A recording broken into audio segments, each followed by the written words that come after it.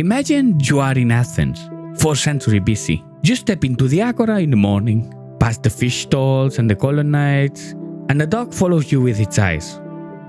Not quite a stray. It belongs to someone. It's from their hand, asleep under the couch. That same night, at a symposium, another dog waits beneath the dining couches for someone to toss it a bone.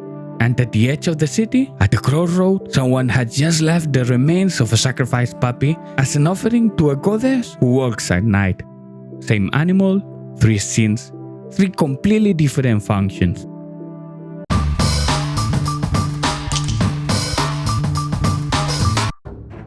To understand what the dog meant in Greece, you have to start with the basic unit of Greek society, the oikos, the household. And the dog was not in its margins, it was inside. The Greeks had a specific term for those living in elite homes, trapezēes, kunes, literally table dogs. Not because they sat at the table, but because they waited beneath the dining couches during banquets, collecting the scraps thrown to the floor. It was such an ordinary scene that nobody considered it worth remarking on. It was simply part of the living furniture of any self-respecting symposium. But the dog did not stay home. It went with its owner to the gymnasium, to the market, even to military send-offs. Its presence beside a man in public spaces worked as a marker of aristocratic identity. A visible signal that this individual had the means and the refinement to keep and train a quality animal. The effective bond forged in that cohabitation was genuine and deep, and we know this because the Greeks left it carved in stone. Funerary steles from the classical and Hellenistic period showed children and adults portrayed alongside their dogs with notable tenderness. Not in hunting or guard poses, just together, looking at each other. The intention was clear, to perpetuate a relationship the deceased considered essential to who they had been. Perhaps the most extreme expression of that bond belongs to the dog of Xantippus, father of Pericles.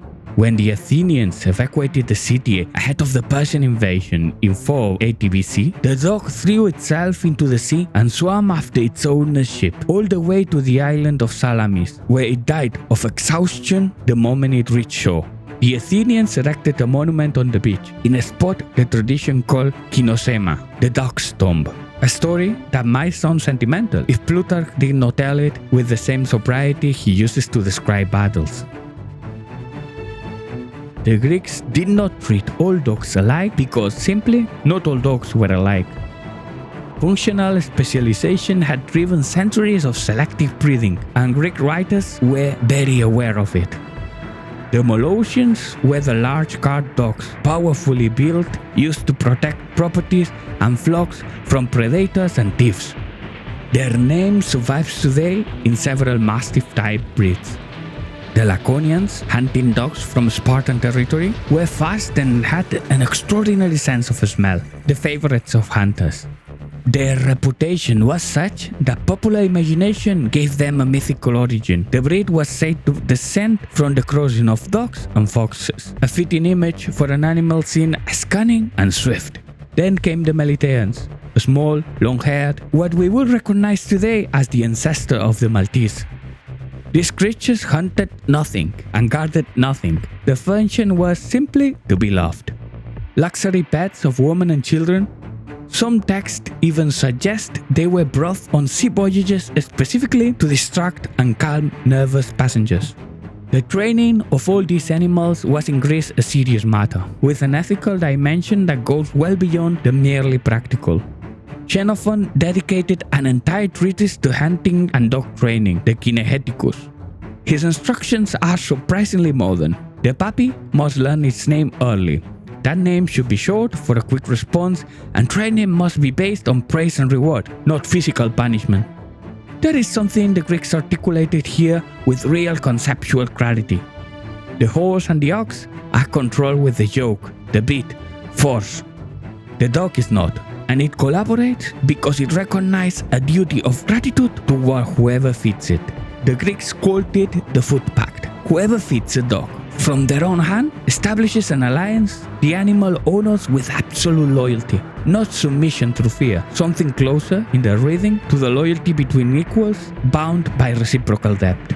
This close cohabitation also produced a remarkably sharp reading of canine body language. They had specific words for behaviors we now describe in ethology. Zaino, the body rub or tail movement as a signal of affection and recognition, or Sairo, the teeth-baring grimace a dog makes in situations of deference, what we call the submissive smile. They could distinguish a curiosity-raised ear from a submission-lowered one. These were not casual observations. This was systematic knowledge, woven into the very fabric of how they related to the animal.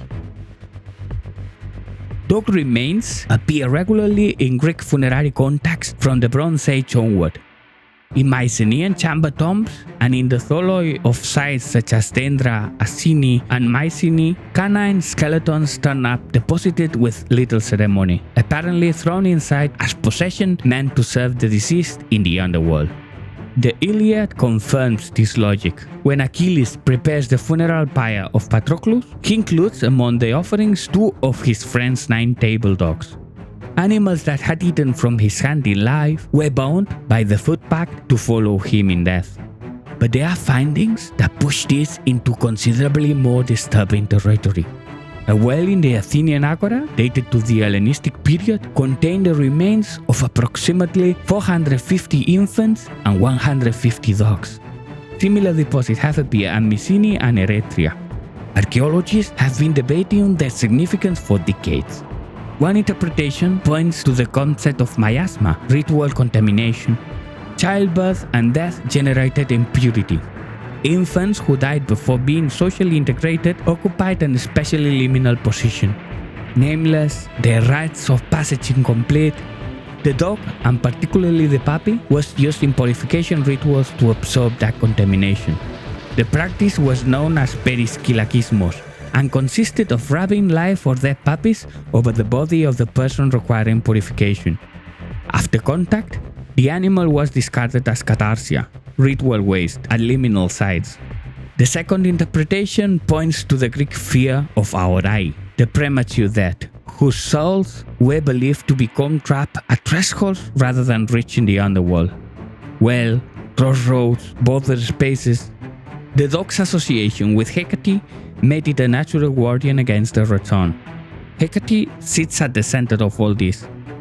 Goddess of night, crossroads, magic, and thresholds, she commanded a canine escort on her nocturnal circuits through cemeteries and crossroads. The howling of dogs in the dark was not noise, it was the signal of her presence. And Cerberus, the three-headed dog guarding the entrance to Hades, is not an arbitrary monster. He is the logical projection of the dog's everyday role as guardian of the domestic threshold, scaled up to the ultimate frontier between the living and the dead. And yet, in the sanctuaries of Asclepius, god of medicine, the dog was a sacred and welcome presence. At Epidaurus, the great center of his cult in the Peloponnese, the temple dogs roamed among the sick who slept on the floor during the enkoimesis, the sacred sleep in which the god revealed the proper treatment through dreams. The dog's tongue, licking wounds or afflicted areas, was believed to have curative properties. Worshippers left offerings directly to the sanctuary's dogs, treating them as divine intermediaries. The same animal that absorbed the impurity of the dead could channel the healing grace of the god. What determined its nature in each case was the ritual context, not a fixed essence. A tension the Greeks held with complete ease. The dog in ancient Greece was not one thing. It was the companion waiting under the banquet couch and the animal sacrifice at midnight at the crossroad. The symbol of aristocratic loyalty carved in marble and the vessel of miasma discarded as a ritual waste. The god's healing assistant and the eternal sentinel watching over tombs. What connects all these roles is an idea the Greeks handle with far more ease than we do. That beings living at thresholds between the domestic and the wild, the living and the dead, the pure and the impure, are precisely the most useful for managing the anxieties those thresholds generate. The next time your dog looks at you with that expression of recognition the Greeks call Zaino, remember they have spent millennia perfecting that look. and that the Greeks already knew exactly what it meant. And speaking of the dead, the Greeks could not live in peace. The aorai, those souls trapped at the threshold we just mentioned, had their own funerary ritual. If you want to know what the Greeks did when someone died young and unmarried, we covered that in this video.